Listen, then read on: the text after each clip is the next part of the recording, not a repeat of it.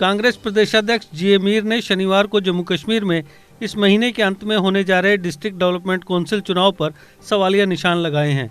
मीर ने कहा कि प्रदेश में हर जिले में अलग अलग तरीके से निर्वाचन क्षेत्रों का डिलिमिटेशन किया गया है।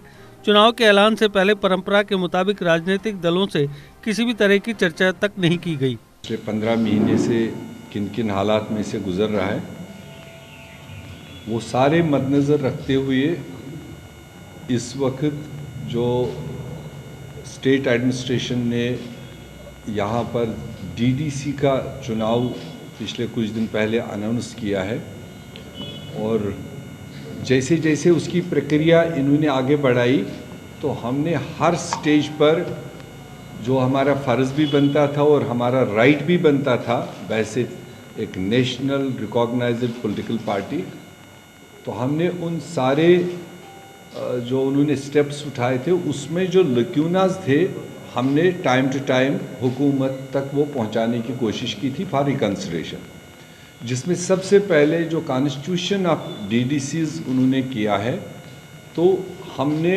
उसमें जो पॉपुलेशन का अनइवन सिस्टम उनने बना दिया। कहीं तो उनने 40,000 वोटों पर सेगमेंट बनाया, कहीं 1400 वोटों पर बनाया। तो जो पहले भी एक आवाज़ थी रियासत में कि असम्बलीज़ को लेकर अनइवन सिस्टम है, तो वो डिस्क्रिमिनेटरी लोगों को महसूस हो रहा था और तब शायद हम लोगों को ज़्यादा कसूरवार मनाया जाता था, ज़्यादातर कांग्रेस पार्टी को। मगर आज जब भाजपा ने अपने टाइम में एक सिलसिला शुरू किया तो उसमें आप लोगों ने भी देखा होगा, जहां जम्मू रूरल 8 असेंबली सेगमेंट्स पर मुनहसर है, उसको भी 14 सेगमेंट दिए और सांबा डिस्ट्रिक्ट जो हमारा ही है वो 2 असेंबली सेगमेंट पर है, उसमें समझो 1.5 लाख वोट है, तो 1.5 लाख वोटों को भी 14 बना दिए, वहाँ 5,000 पर कॉन्स्टिट्यूंसी बनती है। और रियासत में कुछ ज़िले ऐसे भी हैं कि जहाँ पर मात्र एक पंचायत पर इन्होंने एक डीडीसी की सीट निकाली है और एक पंचायत का वोट मैक्सिमम 1500-1600 होता है। तो जब वो चीज़ें हमने देखी तो हमने एतराज़ात खड़े किए थे और कई जगह पर इन्होंने अपने खैरखाहों से सलाह मशवरा लेकर एरियाज़ को तोड़ फोड़ किया, जो जोग्राफिकली एक कंसोलिडेटेड कॉन्स्टिट्यूंसी नॉर्मली दिखती नहीं, तो उस पर एतराज़ात किए। फिर रिजर्वेशन जो ऑलरेडी 1989 की हमारी पंचायत एक्ट के अमेंडमेंट के मुताबिक राजीव गांधी जी ने उस वक्त एक सपना बनाया था कि इसमें महिलाओं को रिजर्वेशन हो, एससीज़ को हो, एसटीज़ को हो, और वो सारी चीज़ें जब इन्होंने यहाँ डिज़ाइन किया, एक ज़िले का फॉर्मेट दूसरे ज़िले के साथ मिलता ही नहीं। किसी ने 1, 4, 7, 10, 11 के हिसाब से वो सीटें निकाली, किसी ने 3, 8, 12 और 17 के हिसाब से निकाली। तो उस पर भी हमने जब बात उठाई तो सरकार ने कोई जवाब खातिर खा नहीं दिया। और दूसरा, आप भी इतने सालों से देखते हैं एक पॉलिटिकल सिस्टम में जब जमहूरी निज़ाम और ये चुनावी प्रक्रिया शुरू होती है, वो चाहे सेंट्रल लेवल पर पार्लियामेंट का चुनाव होता है या स्टेटों में कोई चुनाव होता है, तो इलेक्शन कमीशन उस वक्त सबसे बड़ी अथॉरिटी होता है।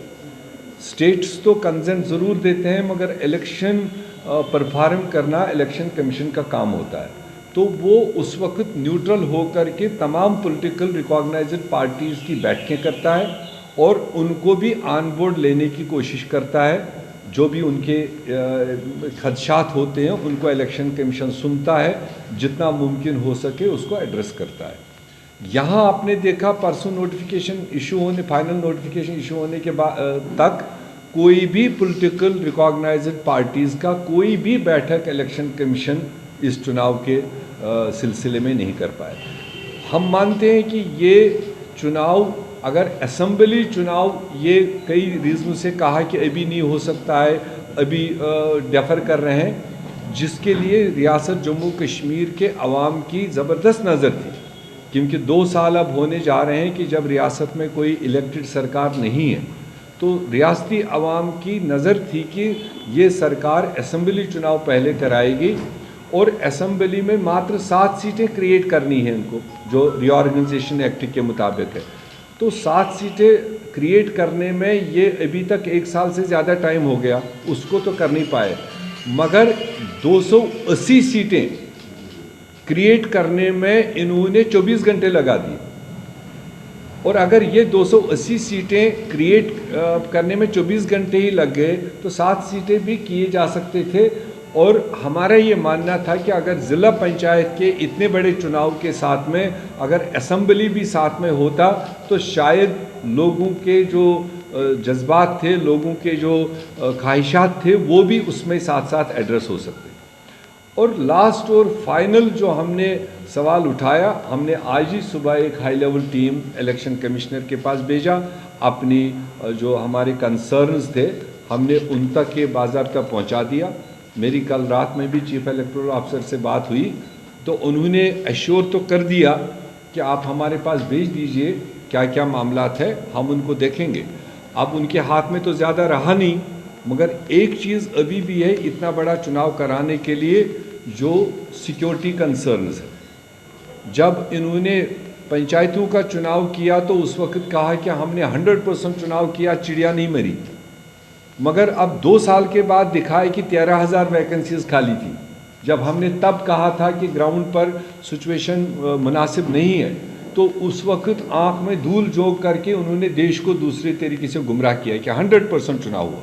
और 2 साल बाद कह रहे हैं कि 13,000 वैकेंसीज 5 सरपंचों की खाली है, उनका भी आज चुनाव करवा रहे हैं। और उसके साथ में 280 सीटें ये ज़िला पंचायत की, और उसी के साथ लेफ्ट ओवर 234 सीटें जो म्यूनिसिपल कॉरपोरेशन काउंसिल और कमेटीज़ में खाली हैं। तो देखा जाए इस वक्त ये जम्मू कश्मीर में तमाम चुनावों से बड़ा चुनाव, चाहे लोकसभा के चुनाव होते हैं चाहे असेंबली के चुनाव होते हैं, उनसे 3 गुना बड़ा चुनाव, जिसको इन्होंने 8 फेजेस में लोगों के सामने रखा है।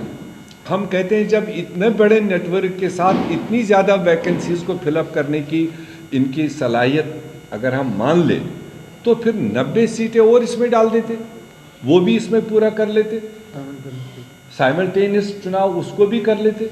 जहां कहीं कहीं पर 5 सरपंच और ज़िला पंचायत के लिए एक वोटर को 3 वोट डालने हैं जनरल पब्लिक को, तो वहां चौथा वोट भी डाल देता तो कम से कम स्टेट के एक्सचेकर पर असर भी नहीं पड़ता और लोगों के मन में ये अनसर्टेनिटी भी नहीं रहती, जिसको लेकर सारी सियासतें थी। जो पीछे से 15 महीने से कई सवालात खड़े हुए हैं, जो फैसलेजात लिए गए हैं, तो उनको एड्रेस भी हो सकता था। जब असेंबली बन जाती तो अपनी असेंबली उसको अपने तरीके से देख लेती। देश के निर्माण और उन्नति में सहयोग, आपके हर कदम में आपका हमसफर।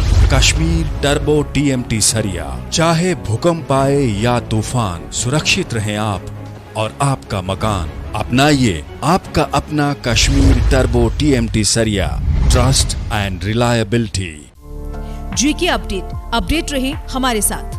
अगर आप ये वीडियो YouTube पर देख रहे हैं तो हमारे YouTube चैनल को सब्सक्राइब करें और बेल आइकन को क्लिक करें।